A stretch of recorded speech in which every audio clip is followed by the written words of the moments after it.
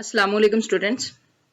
Welcome to the ChemQuest and in the class of Basic Organic Chemistry. This is going to be the 9th lecture of the series Isomerism, and in this lecture I will talk about the topic diastereomers. So as you have heard, this is the 9th lecture of this series, and if you want to go to the previous lectures, I will drop the links in the description below and you can go and get there. So let's continue.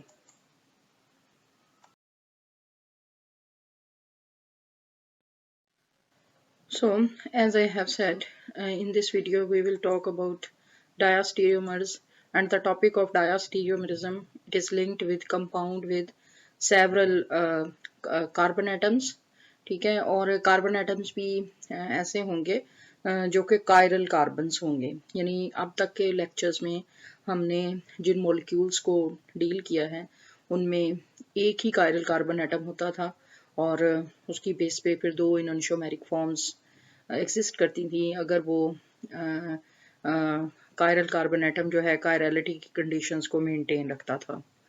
तो अब लेकिन अगर हम देखेंगे इसमें we will have bigger molecules which will contain more than one chiral carbon atom.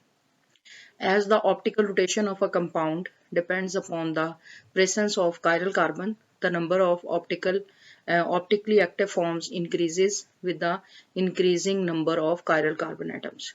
तो optical rotation depend करती है कि कितने कायरल कार्बन्स प्रेजेंट हैं, और कायरल कार्बन्स की जैसे जैसे तादाद बढ़ती जाएगी वैसे वैसे नंबर जो ऑप्टिकली एक्टिव फॉर्म्स हैं उनका भी इंक्रीज होता जाएगा। So a compound containing n chiral carbons will exist in 2n optically active forms. ठीक है, तो एक कंपाउंड के अंदर n is the number of chiral carbons, जितने कायरल कार्बन्स होंगे अगर इसको हम n से रिप्रेजेंट करें तो number of optically active form जो है वो 2n के बराबर होंगी। ठीक है, लेकिन उसके लिए एक कंडीशन है, chiral atoms are not identically substituted. तो अगर यानी फॉर एग्जांपल दो कायरल कार्बन्स हैं और उनके ऊपर सब्सटीट्यूशन अगर सेम है तो तब ये फॉर्मूला अप्लाई नहीं होगा। We will see shortly. For example हमारे पास ये कंपाउंड है 3 क्लोरो 2 ब्यूटानोल, राइट। तो इसमें हमारे पास दो कायरल कार्बन एटम्स हैं और उनकी सब्सटीट्यूशन भी डिफरेंट है। इस वजह से it will exist in 2 raised to power 2 is equal to 4 optically active forms. So on this molecule this formula will be applicable, क्योंकि अगर हम देखें फॉर एग्जांपल एक कायरल कार्बन ये है और एक कायरल कार्बन ये है और इनके साथ सब्सटीट्यूशंस जो हैं, एक साइड पे मिथाइल है, इस साइड पे भी चले ये मिथाइल है, इस साइड पे हाइड्रोजन है, इस साइड पे हाइड्रोजन है। लेकिन अगर आप और एक साइड पे फिर ये वाला जो है ना ये मिथाइल ग्रुप है, एक सब्सटीट्यूशन, हाइड्रोजन दूसरी सब्सटीट्यूशन, हाइड्रोक्सल तीसरी, और चौथी साइड पे ये सारे का सारा मतलब इसकी ये सब्सटीट्यूशन है। अच्छा, तो अब असल में क्या है कि इस केस में तीन सब्सटीट्यूशंस तो सिमिलर ही हैं लेकिन सेम है दोनों कार्बन्स की, लेकिन जो चौथी सब्सटीट्यूशन है इस कार्बन के साथ ये हाइड्रोक्सिल है और इस कार्बन के साथ ये क्लोराइड है। तो सारी की सारी सब्सटीट्यूशंस जो हैं वो आइडेंटिकल नहीं है, एक सब्सटीट्यूशन दोनों में डिफरेंट है, इस वजह से ये वाला फॉर्मूला इसके ऊपर एप्लीकेबल होगा। And as we are having here 2 chiral carbons को हम एस्ट्रिस्क यानी स्टार बना के भी ऊपर रिप्रेजेंट करते हैं। तो एक ये कायरल हो गया, एक ये chiral. So 2 raised to power 2 we will have 4 optically active forms of 3 chloro 2 butanol.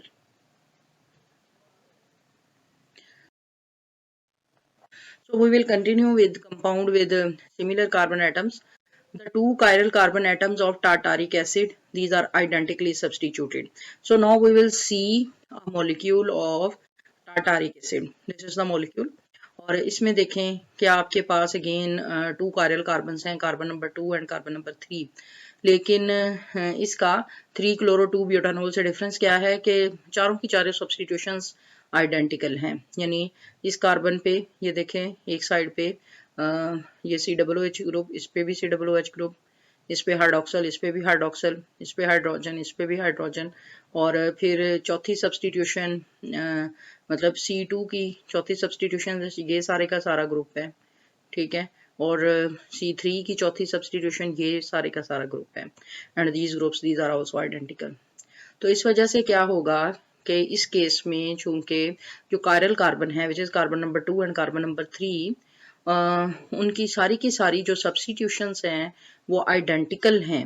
इस वजह से ये वाला जो 2n फॉर्मूला है, this could not be applied, इसके ऊपर ये एप्लीकेबल नहीं होगा, और नंबर ऑफ आइसोमर्स जो हैं इस केस में कम होंगे।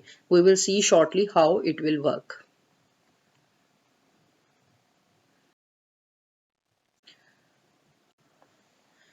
So here we have the four projection formulas of tartaric acid. अब इसमें जो बेस्ट नॉन एग्जांपल है, कंपाउंड विद सिमिलर मतलब कार्बन एटम्स जिनकी सब्स्टिट्यूशन भी सिमिलर है, best non example tartaric acid की है। इसके लिए ये 4 projection formulas you can draw, ठीक है। अब इसमें ये आपकी स्ट्रक्चर नंबर 1 है, और ये स्ट्रक्चर नंबर 1 का ये मिरर इमेज है, और ये इसको हम फिर स्ट्रक्चर नंबर 2 इसकी बोलेंगे, और ये इसकी स्ट्रक्चर नंबर 3 है, और फिर ये इसका मिरर इमेज है, और इसको हम स्ट्रक्चर नंबर 4 बोलेंगे। तो अगर आप ये देखें कि इस स्ट्रक्चर में ये कार्बन नंबर 2 है, कार्बन नंबर 1 तो ये हो गया ना, ये कार्बन नंबर 2, ये कार्बन नंबर 3। तो अब इसमें क्या है कि इस तरह से कार्बन नंबर 2 के इर्द गिर्द इस साइड पे हाइड्रोक्सल है, इस साइड पे ये हाइड्रोजन है, फिर इधर ये हाइड्रोक्सल और ये हाइड्रोजन, और ये इसका मिरर इमेज है। तो मिरर इमेज में ये वाले ग्रुप्स तो ऐसा सच ही रहेंगे, ऊपर और नीचे वाले, सिर्फ ये वाले ग्रुप्स जो हैं, ये हाइड्रोजन अगर पहले इस साइड पे था तो अब इस साइड पे चला गया, और ये हाइड्रोक्सल अगर इस साइड पे था तो फिर इस साइड पे चला गया।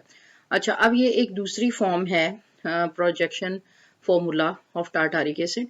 अब इसमें क्या था कि यहाँ पर जो हाइड्रोजन और हाइड्रोक्सल ग्रुप और ये वाला ये एक तरह से ट्रांसपोजिशन में एक दूसरे से रिलेटेड थे, लेकिन इसमें आप देखें कि ये दोनों हाइड्रोजन इस साइड पे हैं और दोनों हाइड्रोक्सल्स इस साइड पे हैं, राइट। और फिर जब इसका मिरर इमेज बनेगा तो ये दोनों हाइड्रोजन इस साइड पे चले जाएंगे और दोनों हाइड्रोक्सल्स इस साइड पे चले जाएंगे। तो इस तरह से ये वाले दोनों जो स्ट्रक्चर्स हैं, they will have a plane of symmetry. Plane of symmetry एक ऐसी प्लेन होती है जो किसी भी मॉलिक्यूल को दो आइडेंटिकल हाफ्स में डिवाइड कर सकती है। तो इस केस में देखें कि ये प्लेन ऑफ सिमेट्री, देखें ये एक हाफ है और ये इसका आइडेंटिकल हाफ है। इसी तरह ये इस मॉलिक्यूल में भी प्लेन ऑफ सिमेट्री है, ये एक हाफ है और ये इसका आइडेंटिकल हाफ है। अब ये वाली जो प्लेन ऑफ सिमेट्री इस केस में ये प्रेजेंट नहीं हो सकती, क्योंकि अगर देखें हम इसको यहाँ पे डिवाइड करेंगे इस तरह से, तो यहाँ पर ये वाला जो हाइड्रोक्सल है और यहाँ पर ये हाइड्रोजन है, तो it means these are two different halves. Likewise here अगर यहाँ पर ये हाइड्रोजन है तो यहाँ पर ये हाइड्रोक्सल है। तो इस वजह से ये दोनों फॉर्म्स, क्योंकि इन दोनों फॉर्म्स में प्लेन ऑफ सिमेट्री एग्जिस्ट नहीं करती, तो ये दोनों forms they will be related to each other like an object and its mirror image, as well as they are non superimposable mirror images of each other. इस वजह से हम कहेंगे these two forms these are enantiomers, ठीक है, structure number 1 and structure number 2, right. अब लेकिन ये वाली जो फॉर्म है, राइट, इसमें चूंकि प्लेन ऑफ सिमेट्री है structure number 3 and structure number 4, तो अब ये इनशोमर्स नहीं है, राइट, क्योंकि इसमें ये प्लेन ऑफ सिमेट्री जो है वो आ गई है। यही चीज यहाँ पर ये बताई गई है। Structure number 1 and 2 are mirror images of each other, but they are not superimposable on each other। तो अब स्ट्रक्चर नंबर 1 एंड 2 ना सिर्फ ये मिरर इमेजेस हैं और ये नॉन सुपर इम्पॉसिबल भी हैं, यानी ये सुपर इम्पॉसिबल नहीं है। So therefore each is optically active, तो इस वजह से ये दोनों में, यानी ये ऑप्टिकली एक्टिव, ये दोनों स्ट्रक्चर ऑप्टिकली एक्टिव होने की कंडीशंस पूरे कर रहे हैं, because these are not superimposable, और and they will constitute a pair of enantiomers, and if mixed in equal amounts they will form a racemic mixture. तो अब ये ना सिर्फ ये कि ऑप्टिकली एक्टिव हैं ये दोनों फॉर्म्स, और इनको अगर हम इक्वल अमाउंट्स में मिक्स करेंगे तो ये एक रैसिमिक मिक्सचर भी बनाएंगे। Structure 3 and 4 although related as object and mirror images. अब देखिए आपको इसका मिरर इमेज तो नजर आ रहा है ना, but the two structures are superposable. Superposable हैं कि आप इस स्ट्रक्चर को अगर इसके ऊपर उल्टा करके रखेंगे तो ये आपको यही स्ट्रक्चर मतलब इसके ऊपर ये सुपरपोजेबल होगी। सुपरपोजेबल क्यों होगी कि इसमें प्लेन ऑफ सिमेट्री है। प्लेन ऑफ सिमेट्री जैसा कि मैंने कहा एक ऐसी प्लेन होती है जो मॉलिक्यूल को दो आइडेंटिकल हाफ्स में डिवाइड कर देती है। तो अब एक तो इसमें प्लेन ऑफ सिमेट्री है, प्लेन ऑफ सिमेट्री की वजह से ये सुपरपोजेबल होंगी और इस वजह से क्या है 3 and 4 they do not represent a pair of enantiomers. ठीक है, तो ये एक पेयर ऑफ इननशोमर जो है वो रिप्रेजेंट नहीं करती। ठीक है, in fact 3 and 4 they represent the same isomer, यानी 3 और 4 जो स्ट्रक्चर्स हैं मतलब वो एक ही आइसोमर की दो डिफरेंट आप कह सकते हैं रिप्रेजेंटेशंस हैं। अच्छा, यहाँ पर एक बात ये है कि इस तरह से टार्टारिक एसिड में हमारे पास अगरचे दो कायरल कार्बन्स हैं, एक C2 एंड C3। दो तो खैर एक्चुअली C2 और C3 यानी असल में इट सेल्फ होगा। यहाँ पर दो कायरल कार्बन इसको लेंगे, लेकिन यहाँ पर जो हम लेंगे कायरल कार्बन हम एक ही लेंगे। आप इसको कर लें या इसको कर लें। ठीक है, तो अब फॉर एग्जांपल अगर हम इसको करेंगे तो हमारे पास ये एक हाइड्रोक्सिल है, ये हाइड्रोजन है, ये 3 सब्स्टिट्यूशन और चौथी सब्स्टिट्यूशन ये वाली है। ठीक है, तो जिस तरह ये वाले जो स्ट्रक्चर्स हैं ये दो इननशोमर्स बनाते हैं, इस तरह ये दोनों स्ट्रक्चर दो इननशोमर्स नहीं बनाएंगे, बल्कि एक्चुअली ये एक ही, अगरचे ये ऑप्टिकली एक्टिव है, ठीक है, लेकिन ये दो स्ट्रक्चर्स भी आपको नजर आ रही हैं, लेकिन चूंकि ये सुपर पॉजिबल हैं तो दोनों स्ट्रक्चर एक्चुअली एक ही आइसोमर को डिफरेंट स्ट्रक्चरल फॉर्मूला की फॉर्म में रिप्रेजेंट कर रही हैं, but they will rotate the plane of polarised light in the same direction. या आप दूसरे लफ्जों में कह रहे हैं this is the same isomer. तो अब टार्टारिक एसिड के केस में मतलब फिर 2n फॉर्मूला जो है वो एप्लीकेबल नहीं होता, बल्कि इस केस में क्या होगा, we will be having 3 isomer, 1 2 and this one 3।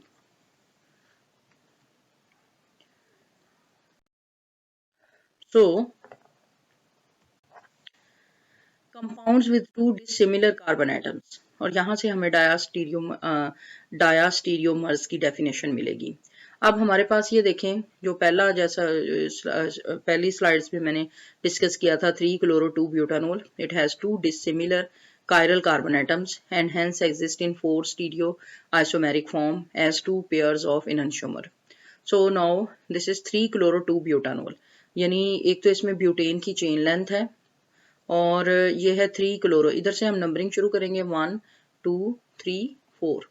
तो ये 3 क्लोरो, थर्ड पोजीशन पे क्लोरो ग्रुप है, सेकंड पोजीशन पे हाइड्रोक्सिल ग्रुप है, तो इसको बोलेंगे 3-chloro-2-butanol।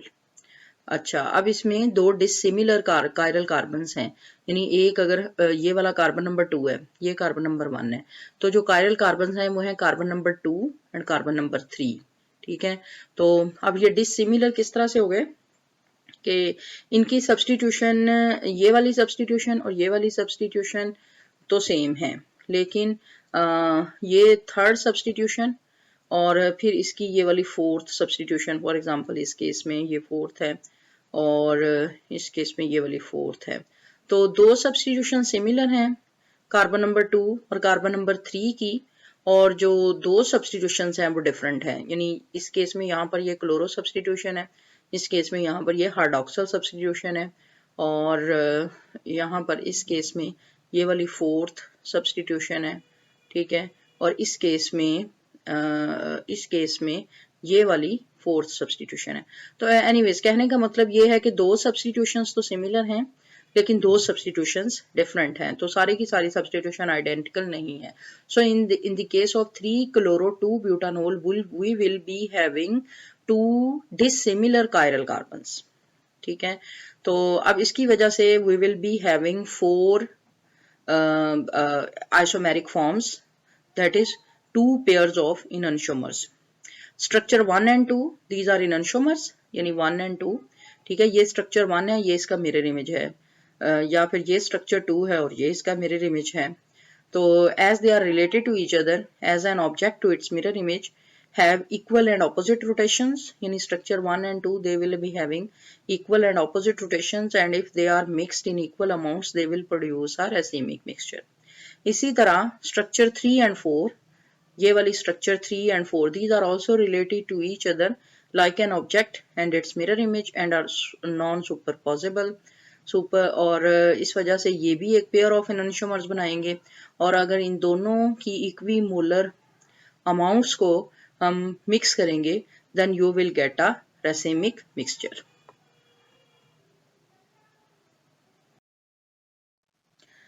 तो अब इसमें क्या है कि ये जो structure number 1 and 3 these are not mirror images yet they are optically active.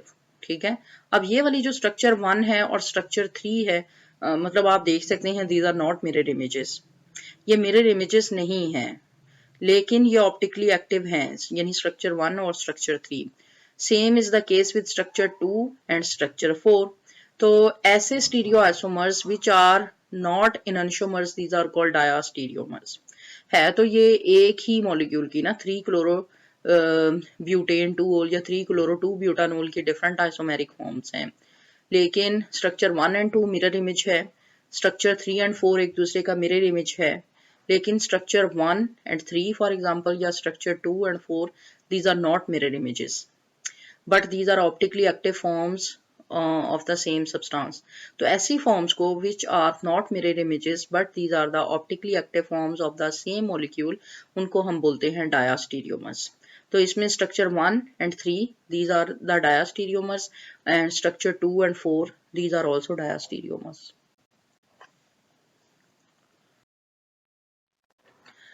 Okay, so now we will be discussing about the properties of diastereomers.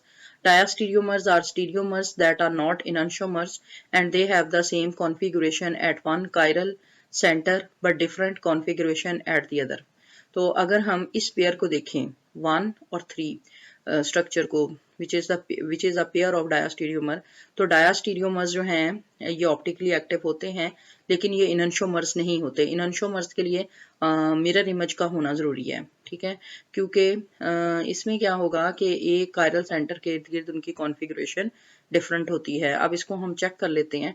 For example यहाँ पर हम वो वाला कार्बन जिसको ग्रीन कलर से रिप्रेजेंट किया गया है स्ट्रक्चर नंबर 1 में और स्ट्रक्चर नंबर 3 में, हम पहले इसके इर्द गिर्द कॉन्फ़िगरेशन को चेक करते हैं. तो इसमें देखें इधर CH3 लगा हुआ है और इस साइड पे इसमें ये हाइड्रोजन है और इस साइड में इधर ये क्लोराइड है. तो इसका मतलब कि इस कार्बन के इर्द गिर्द जो कॉन्फ़िगरेशन है वो सेम नहीं है, क्योंकि इस साइड पे ये क्लोरो ग्रुप है और इस साइड पे ये हाइड्रोजन है. So this is the difference in configuration. तो इस साइड पे ये हाइड्रोजन है और इस साइड पे ये क्लोरो ग्रुप है, बाकी ये चौथा ये ग्रुप लगा हुआ है. राइट, अब अगर हम इसकी बात करें ये रेड वाले कार्बन की और इधर रेड वाले कार्बन की, तो इसके इर्द गिर्द अगर आप देखें तो ये हाइड्रोजन हाइड्रोक्सल और CH3 ये कॉन्फ़िगरेशन सिमिलर है. तो डायस्टीरियोमर्स क्या होते हैं कि एक कार्बन के इर्द गिर्द उनकी कॉन्फ़िगरेशन जो है वो डिफरेंट होती है. तो हमने देखा कि ये जो ग्रीन वाला कार्बन है स्ट्रक्चर नंबर 1 और 3 उसमें कॉन्फ़िगरेशन डिफरेंट है, जबकि जो रेड वाला कार्बन है उसके इर्द गिर्द कॉन्फ़िगरेशन जो है वो सेम है. तो अब इसमें क्या है, diastereomers behave like different compounds, they have different physical properties such as melting point, boiling point, solubility etcetera. तो अब हमने अगर हम इनंशोमर्स की बात करें जैसे स्ट्रक्चर 1 and 2 दीज आर इनंशोमर्स, तो इनंशोमर्स जो हैं उनमें सिर्फ एक प्रॉपर्टी डिफरेंट होती है ऑप्टिकल एक्टिविटी की, यानी rotate the plane of polarised light to the right और टू द लेफ्ट, लेकिन उनकी सारी की सारी केमिकल और फिजिकल प्रॉपर्टीज जो हैं वो सेम होती हैं. लेकिन जो डायस्टीरियोमर्स हैं they are different chemical compounds, उनकी फिजिकल प्रॉपर्टीज डिफरेंट होती है. यानी ये जो स्ट्रक्चर नंबर 1 और ये जो स्ट्रक्चर नंबर 3 है they will be having different physical properties, जैसे melting, boiling point and solubility. इनकी केमिकल रिएक्टिविटी भी डिफरेंट होती है. Diastereomers differ in specific rotation, they may have the same or opposite signs of rotation or some may be inactive. अब ये जो diastereomers हैं उनकी जाहिर है फिजिकल केमिकली डिफरेंट है, तो ऑप्टिकल रोटेशन भी इनकी डिफरेंट ही होगी, मैग्नीट्यूड इसकी डिफरेंट होगी, और वो पॉजिटिव या नेगेटिव आर या एस वो कुछ भी हो सकती है, ठीक है। और इसके अलावा ये भी पॉसिबल है कि जो एक अगर ये एक्टिव है तो दूसरा जो है वो ऑप्टिकली इनएक्टिव हो। Very much for watching this video. So if you have liked and understood this video, do consider subscribing, liking and sharing. As you know, sharing is caring. So we will be meeting inshallah in the next lecture with the next topic. Allah Hafiz. Till then.